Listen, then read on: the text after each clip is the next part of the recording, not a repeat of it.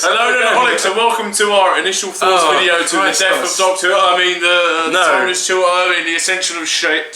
I don't know. Okay. Where to fuck begin with this video? Right. Okay. Let's cover Ascension of the Cybermen in brief because I think our thoughts can be surmised fairly quickly on that one. It feels a bit like a distant memory now. No, it was only a week ago, but Jesus Christ. It was a basic. You go first. Okay. To my opinion, it was a basic but adequate first part of a two-part Cyberman story.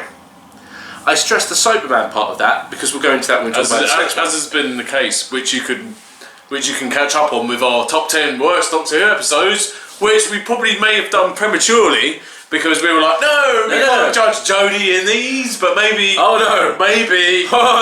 maybe we might have to do like a reduction or redux, whatever that word is. We've had a few of these.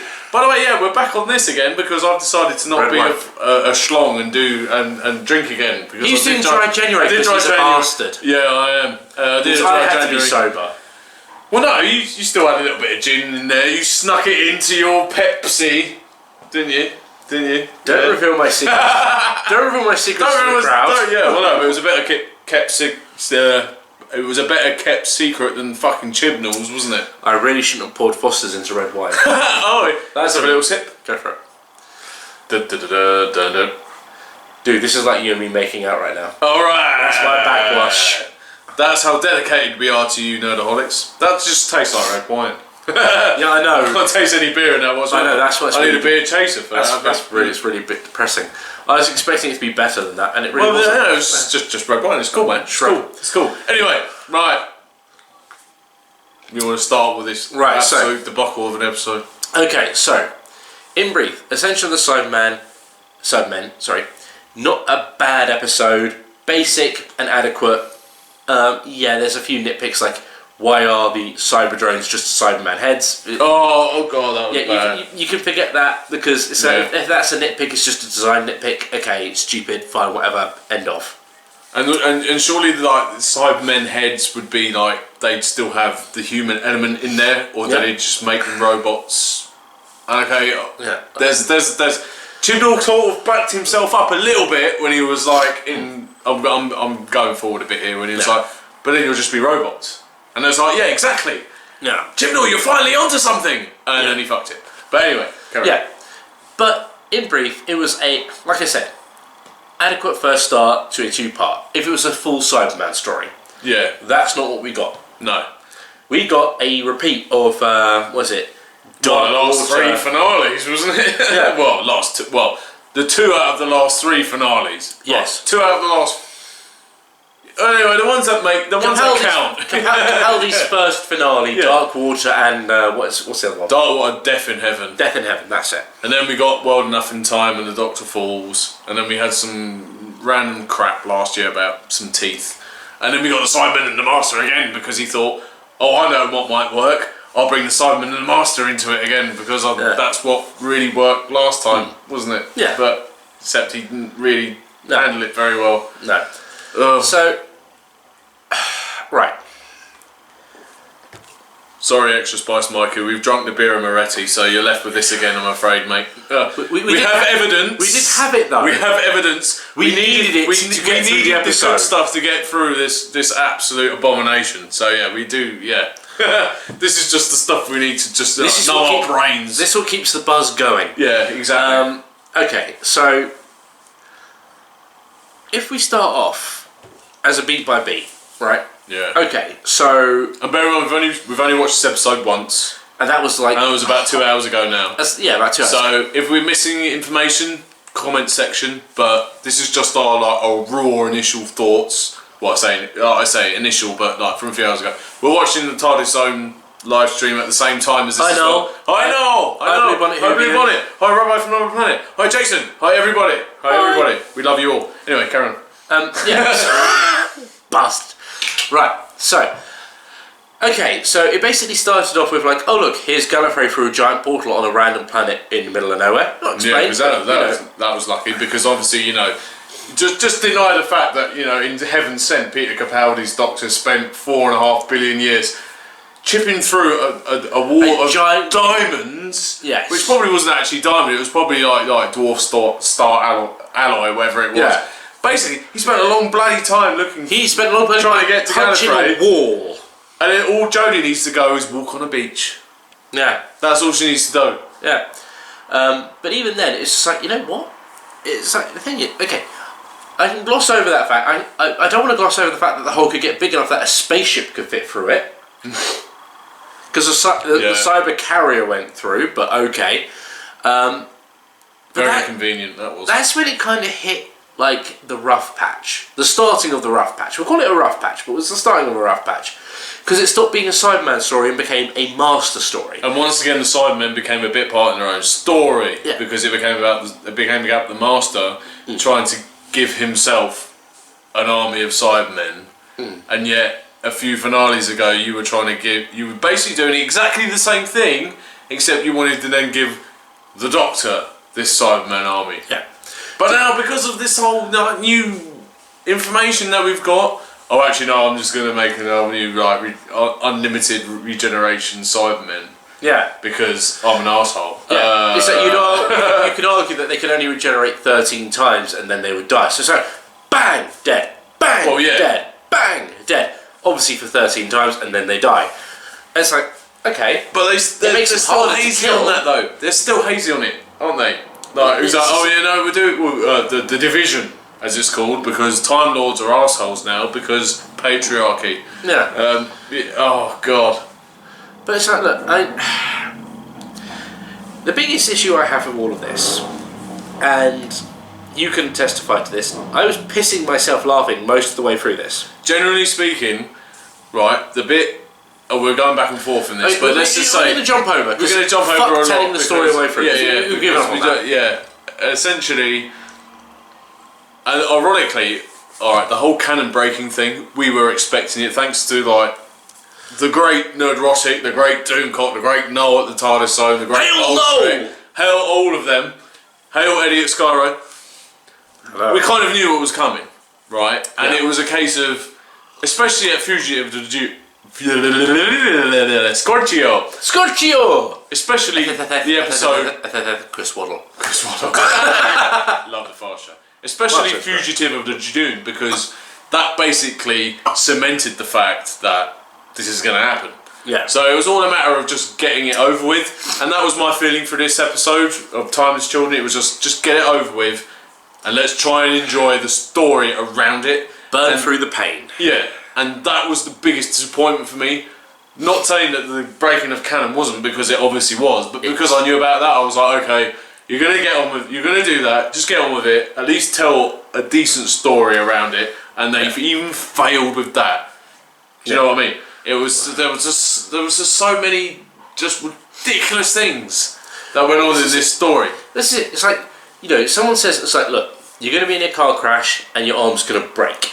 It's like, okay. So, yeah, I'm expecting that. You could expect it. And you could expect the arm breaking. I'm expecting that, but just give me some painkillers, man. Do you know what I mean? Give me some ones that work for a few hours. But then you're still in that same car crash, and both your legs break as well. Yeah, and then you've got some idiot running over me, jumping on me while this is happening. Yeah, and this is basically essentially what Chris Chibnall's been doing. Yeah, because it's like you're expecting the arm to break, and you know it can be fixed. Eventually. Yeah. Eventually, yeah. Oh, Christ. Please, God. But then... Or whatever God you believe in. Eddie. I believe in a flying spaghetti monster. I used to believe in Doctor Who. I used to believe in Doctor Who. Yeah, I know. That's just brought the mood down significantly, hasn't it? I believe in one God now. It's called Original Star Wars. Oh, yeah, but even that's the thing. There's another thing that's been tarnished. But we'll get onto that in a separate video. That's a separate video for another time. Exactly. But, anyway. It's just like I'm sorry, but the biggest bugbear for me was the whole Cybermen Time Lord thing. And that's an interesting idea, but the execution of it was absolutely fucking horrendous. So bad. Because it's like, okay, the Master suddenly got this idea of, alright, I'm going to be like, you know, the dominant force in the universe. I'm going to have I'm going to have this army who's going to be perpetually regenerating. Right, okay. Do we really need the fucking collar and the cloak to prove that they are Time Lords? Not only that, they're dead. Here's what makes it fucking funny, right? Let's eject Classic Who for a moment, right? Oh, you're asking a lot of me, mate. No, sorry. mate. Well, I will do it for you because I love you. For the evidence I need, all I need is New Who, right? So forget Classic Who. We're going basic on New Who, fine. Right. They have established with, Last of the Time Lords, that Time Lords can choose to regenerate if they want to, right? Well, with the Master going, I refuse. I refuse, yes. Right, okay. He died because he chose not to regenerate. He chose not to regenerate, even though there was the whole Secret Books of Saxon thing. But that goes back to the end of the time, which is also in the top 10 worst Doctor Who episodes, which, again, like I say, will need to be rejigged now. Stop your cheap plugs, you bastard! I can't help it. It helps us. But anyway, right. Cheers, like and subscribe. Yeah. So basically, right, they don't. Time Lords can choose to regenerate if they want to. Now, it has been said in this very episode. Or Timeless Children. Yeah. They get 12 regenerations. End of. The only exception we're not quite sure on is the Doctor now because of how they've been a bit fuzzy about it. Did they not say 13? Well, no, they said 12. Okay. They said 12. Which lies is 13 regenerations. Canon. Yeah. So, here's the thing, right? Because they tried to rip off as much as they could from Deadly Assassin without actually being as good as a Deadly Assassin. No. But, yeah. So, these Cybermen, first of all, you've got a dead body. Yeah. And you have... They're trying to... Which is bollocks, again, from the reasons I've said about Death in Heaven and shit, about how... Yeah. Surely... Yeah, go on.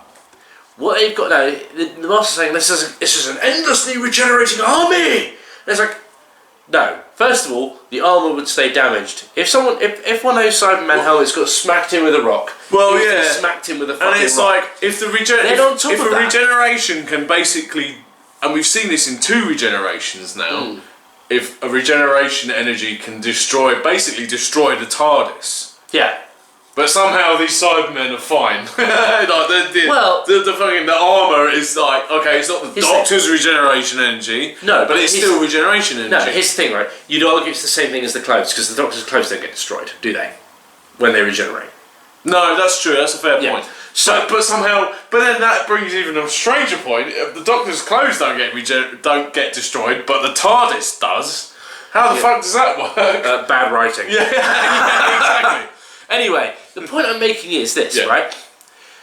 This is not an infinitely regenerating army. I've already alluded to this. They've got 12 regenerations, assuming they had still 12 regenerations back when they died. That also implies every Time Lord that was killed, or Gallifreyan that was killed, by the Master when he took over Gallifrey or destroyed Gallifrey, was on their last regeneration, or their penultimate regeneration, or just decided, the Master's killed me, But it also goes back to the fact that why was he stealing bodies if he could just perpetually regenerate?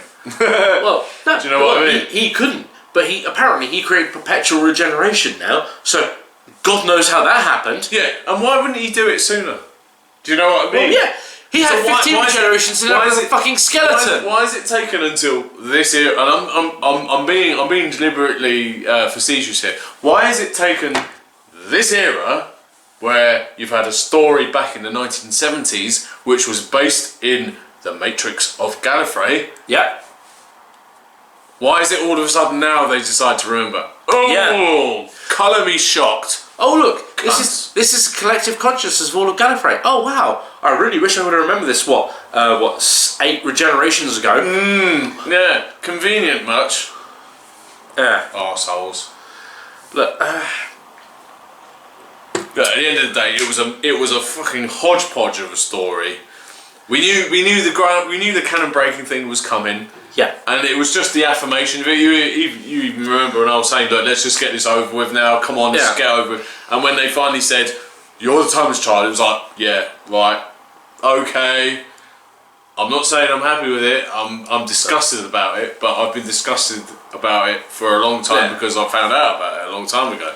It's like, look, and in fairness, if I hadn't have known about it until now, it still would have pissed me off just as much, because the actual story itself was crap, and The only positive I will give to, well, I say two positives. Sacha Dhawan's master. Okay, Yes. now, hear me out here. For me, he's brilliant in some scenes, but he's also a bit in others. And that's not his fault, that's just the way that he's been written. And clearly he's been written to be like, Chibnall's gone, yeah, just watch The Dark Knight. And basically base your master on the Joker. Pretend to be the Joker. Yeah. When he's been told not to pretend to be the Joker, he's actually pretty damn good. Yeah, that's the thing. I will give Sacha Dhawan full credit. Sacha Dhawan's great, and I'm sure I'm pronouncing it wrong. We apologise if it's pronounced incorrect. But basically, anyway. Sacha, you're awesome, and you are the one saving grace of this series. You are. Thank you for being in it. Especially, and because you've been so graceful with like the fans and stuff. Yeah. And it's like literally, he's not taken a political stance on it or anything. He's just been so grateful to actually be in Doctor Who, and that's what you want from your lead. Like you want that from the Doctor as well. And yet he's acting more like the Doctor than Jodie Whittaker is as the Doctor. It's funny that it's like almost everyone who started off. It's like Tennant, Smith and Capaldi were like, I really wish I could be the Doctor because this would be a really good thing for me. Yeah. And I think this would be a good thing that I could bring something to because I really enjoy Doctor Who. Exactly. Until Jodie was like, as a feminist, blah, blah, blah, blah. How about you just like really like appreciate the fact that you're in this once great, I was about to say great, once great franchise that between you and Chibnall we're burnt to the fucking ground. I will say, and it's taken 2 seasons to get here. She actually disrespected, didn't she? The bit, of the fan, the fan dialogue thing I hate. However, I will give her a little bit of credit here. She actually delivered an emotional scene, and it didn't seem false. It wasn't like when she's doing the whole kind of cheesy, quirky David Tennant-y kind of impression, it doesn't work. But when she was actually like, there was a tear in her eye, it looked more like a tear in her eye than an actual like eye drop sort of thing. And she was like, this is the end kind of thing. I was like, I even said it to you at the time. I was just like, wow, finally. Because I've seen her in Broadchurch previously and I was like, she can play like her emotions really well. Adequately anyway. Adequate. And she did it there. And then all of a sudden she went back to the stupid shit that she's been written as. So I will give her a modicum of credit for that. But other than that, it was diabolical. We've just been talking about Supremacy of the Cybermen.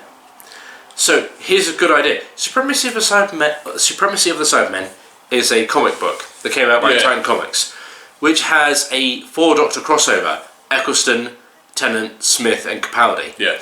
The idea in very broad terms being Cybermen get time travel and try to do what the Great Intelligence did at the end of The Name of the Doctor. Yeah, and you can tell there's a lot of tropes in this episode, Timeless Children, that have been literally lifted straight out from that comic, from what you've shown me. Yeah, but the idea is like that is a fan idea because it's not like, I don't know how the licenses work for this, but it's a licensing thing.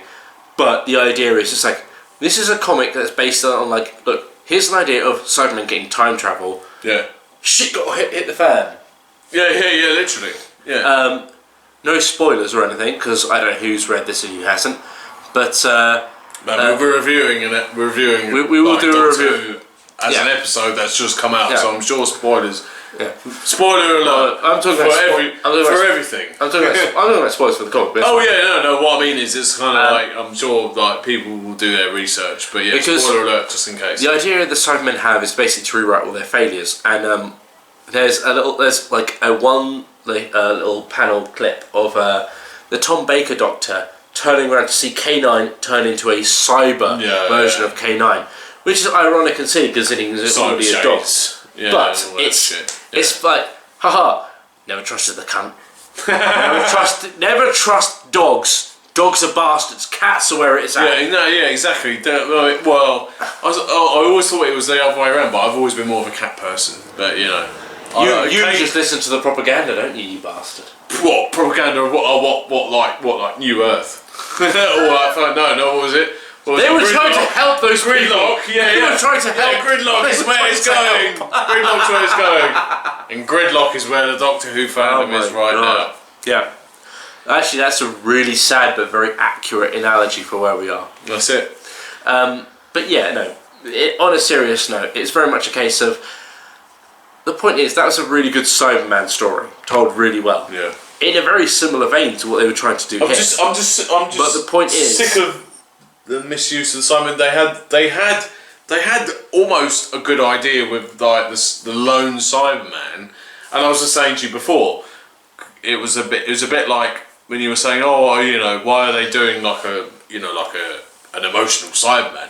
And I was like, well, funny enough, if you look back on like a lot of the classic Cyberman stories, like if you look back on Revenge of the Cybermen, for example, it's like there's a bit where he's just like, I think you riled him, Doctor, and he's like, he actually is a little bit. You can hear there's more sort of like an anger intonation in his voice, where he's like, you lie, and then like the late like Earthshock Cyberman and like Sylvan Emmis Cyberman. There's almost been a little bit of like more of an emotional thrust for the cyber controllers and the cyber leaders. So perhaps that's what they were going for with like the lone Cyberman. He is basically the new cyber leader for this generation, and then maybe you could retcon it back and think, maybe the cyber leaders were all cyber zealots. They were humans who wanted to be Cybermen, and this is the result of it, kind of thing. But that would be giving Chibnall too much credit, and that would probably be better in the Pitching Doctor Who series, to be honest. Well, we'll keep that. Another cheap plug. We'll keep that for us. Another cheap plug, yeah, exactly. Like, share, subscribe. Done. But yeah, look, the only thing I'm really going to say about this finale is just like, okay, if you exclude the canon breaking moment, because the canon breaking moment, I personally am someone who loves canon, so the canon breaking moment is a end of scenario. Well, the thing is, you do that. It's like the thing is, recently Mark Gatiss and Stephen Moffat have recently come out, and obviously they want to sort of keep their levels in check and go, it's fine. It's fine. Canon needs to be broken. Canon shit. Right? The BBC keeps giving them money. Exactly. So of course they're going to say that. So they're like, canon's like the worst thing in the world. You can do whatever you want with it. They think it's great. What's going on? Yeah, of course they're going to say that because just in case they get asked to perhaps co-write the 60th anniversary, they're going to want to keep their, they want to keep sweet with the BBC. Yeah. So then going by that. Then you can say, well, if another showrunner takes up, when another showrunner takes over after Chris Chibnall, he can just turn around and go, well, if canon doesn't matter, I'll just rewrite it again. Yeah. Do you know what I mean? So you can, the whole sort of like breaking of canon and like William Hartnell not being the first Doctor, which is bullshit because he is the first Doctor. Yes. No matter what people try and say, but like, he was the first person to play the Doctor, but he's not really the first Doctor. No. Fuck all that shit. He is the first Doctor. There is no ifs or buts about that, as far as I'm concerned. So it's like, right, I will just decanonise that crap storyline from my head canon. Here's the thing. Don't try and back this shit up, man. Oh no. I'm gonna pitch you a hypothetical for right now. Go on then. So, the 60th anniversary is on November 23rd, 1963. That's the original. That's when Doctor Who. Get this guy. I'm the Doctor Who guy. It's been a month since I've had a drink. All right, okay. November 23rd, 2023. That makes him a bitch. Anyway, point is November 23rd. Makes you a heathen. Too fucking right. Love it. I've got an excuse for talking shit in this video. Basically, you don't. First of all, yes I do. I'm just a complete pussy when it comes to drinking. Anyway, so 2023. Yeah, November 23rd, 2023. So, let's be honest, right? In a pure. Jodie's still going to be the Doctor. Well, she'll be the Doctor still. That's we're ignoring that, right?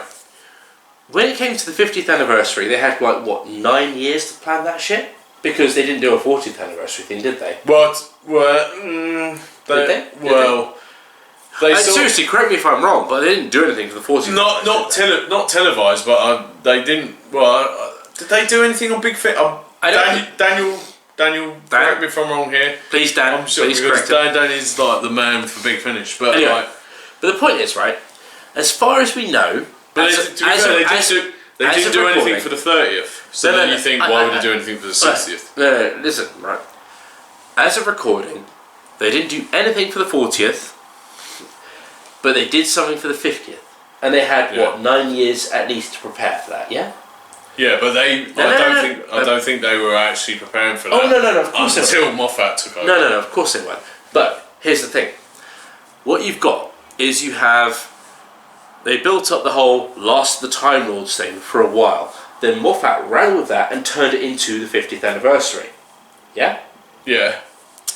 Now I think we can all agree that the 50th anniversary was a really good episode of Doctor Who. Whether it's your favourite or not is debatable. Right? Actually, no. I will argue that it's the one. No. I will completely agree with you on that, and it's funny because I noticed that it's slightly, and it doesn't make a difference. It's in your top 10 list. It's in my top 10 list. Slightly higher in mine, but funny enough, actually. There's quite a mixed reaction on that, and I can kind of understand it to a degree because it's like a lot of people's bugbear with that is that it didn't include enough of the classic Doctors, and yeah, fair enough. But to me, as just a fun multi-Doctor, let's just have a good time for the story. It's just a fun multi-Doctor story. That's all it is, really. Yeah. Now, here's the thing: the 60th anniversary. There's already been reports of RTD. Moffat and Chibnall writing it together. Yeah. And the only reason that Christopher Eccleston would be, weirdly enough, well, not really weirdly enough if you've seen a lot of recent interviews and stuff, but Chibnall would be writing for him because he didn't get on with RTD. Well, he got on with RTD at the beginning, but his main reason for leaving was partly due to RTD. But he really liked Moffat's story. Empty Child Doctor Dances. Yeah. But his big bugbear with why he left was mainly because of RTD and Julie Gardner and the executives. All the other shit that goes on behind the scenes. And that's so it's like, but he said he's basically, as long as Chris Chibnall was there, he'll do it. So it's kind of like the only reason why I'd want Chris Chibnall to still be there is to get Christopher Eccleston. But then you think, do we really need Christopher Eccleston? Because we could just get fucking Paul McGann. And we can have Paul McGann and do his own story. This goes into my plan of his own mini season. This goes into my plan of what we're going to talk about next. I like continuity. He likes continuity. I love continuity. We can do continuity. Right. Here's how you can save Doctor Who in the short term. Hashtag save Doctor Who. Hashtag save Doctor Who. Here's what you do, right? Eccleston, Tennant, Smith and Capaldi. I'm pretty sure you could go up to any of them with a suitcase full of money and they'd say, yeah, I'll do a single episode of Doctor Who. Right? Well, I mean, to be fair, you probably would... No, what I'm agreeing with you, you probably wouldn't even have to pay most of them that much. I would say even now, you'd give Eccleston a little bit of a bump up in money, but the rest of them would be like... Yeah. They do it for pittance, you know what I mean? Because they're fans of the show. You could convince them with money or their fandom of the show. Anyway, the point is, rather than doing a full series, you spend, let's say 2 years. Yeah. 2 years. Yeah. You do an Easter special, you do a summer special, you do a Halloween special, Christmas special, and a New Year's special. 5 specials in a year. Yeah. Right? Each one with a different Doctor. And the idea is, they're not meant to be continuity, there's not meant to be anything connecting them. It's literally a case of, this is a Paul McGann episode. This is what he was doing before the Time War started, or when. So you can say this is almost like a pitching Doctor Who idea for like a whole series arc in a way. Not quite a series arc, but in terms of a premise. Specials arc, yeah. A specials arc. Yeah. Now you could have like a little flow through thing, like maybe say the first year's all Dalek episodes. Yeah. So it's like Paul McGann versus Daleks, Christopher Eccleston versus Daleks, and so on until you get to the end of Capaldi. Yeah. Now you know what? Let's be fair. You get someone who's good at writing. I'm sure you could do a Jodie episode with the Dalek thing. I'm sure you could. with a Yeah, I mean, yeah. I again, that's the thing. Jodie had sparks of. Okay. She has shown sparks of greatness in this one, and I will give her that. But when she's not being a goofy idiot, which for some reason I think the whole thing of Chibnall is just like, oh, David Tennant made it work by being really goofy, and Matt Smith made it work by being goofy. And there's like, no. Jodie Whittaker can't do goofy. I'm sorry, that's my opinion, but she just can't do it. But when she's doing the sort of the darker, more emotional moments, which was highlighted in Broadchurch, because you know, obviously, if you've seen Broadchurch, it's a very serious matter she's dealing with. She can do the kind of deep, hurtful sort of stuff, and that's what we said even before season 11 was cut. So that makes me think they're basically writing the wrong scripts for her. Well, no, that's what it is. It's like, okay, I still don't agree with her being the Doctor, and I don't think she has quite the gravitas to pull the whole range off. No. But if you have to work with her, you have to work with her strengths. And in my opinion, her strengths are depressing. And I know that sounds like... You could have done a really dark, really quite... Her Doctor... written story, and it would have worked with her doing it. Actually, thinking about it, she would work better being the Doctor who regrets. Because that plays to her strengths as an actor. Doing the whole kind of goofy, aloof sort of stuff just really doesn't work. Stick your finger up your nose going... Yeah, no, it's But when she plays sort of like dark and like, oh, this is it, there's nothing left to life kind of thing, she actually does a decent job. I'm not saying she's good, but she does a decent job of that kind of emotion, shall we say. There's one thing... But she needs to go. Chibnall needs to go. She needs to go. Fresh start. Fresh start with everything. Male companion, male Doctor, female companion. Just get it. Because that's where the ratings are. I'm sorry, and people are like, oh, you're sexist. No, but that's what works. What has worked for New Who. Forget classic. This is what has worked for New Who so far. Exactly, and it's just like, just do that, and then at least you've got the sort of the foundations of what worked for New Who, and you can work back the classic elements. So, as a final thought to wrap this all up. Okay, as a 2-part episode, Ascension of the Daleks was pretty okay. Sidemen. You said Ascension of the Daleks. Fuck you! Don't call me out on this shit, you bastard! Not to my face, not in front of the camera! No, because I don't want to besmirch I don't want to besmirch the Daleks with this is why I don't go on camera anymore. Every time I go on camera, he does this shit to me. I'm going to go around wanking that because no, it's nothing personal. It's because throw control. They are going to tip the table over. They're going to besmirch the Daleks with their own fucking shit show of a storm, with fucking revolution of the Daleks, which is basically an R away from evolution of the Daleks, which was a shit episode anyway in David Tennant's era. Fuck you, you bastard! That was actually right. Well, compared to like better Daleks, compared to everything else we've had, compared to Genesis of the Daleks, it was shit. Okay. Compared to Dalek, it was shit. But compared to everything Chibnall's done, it was a masterpiece. So there we go. Right. I can prove that I'm a complete like classic fucking like crinoid. Right. So this is going to be cut and put into bloopers.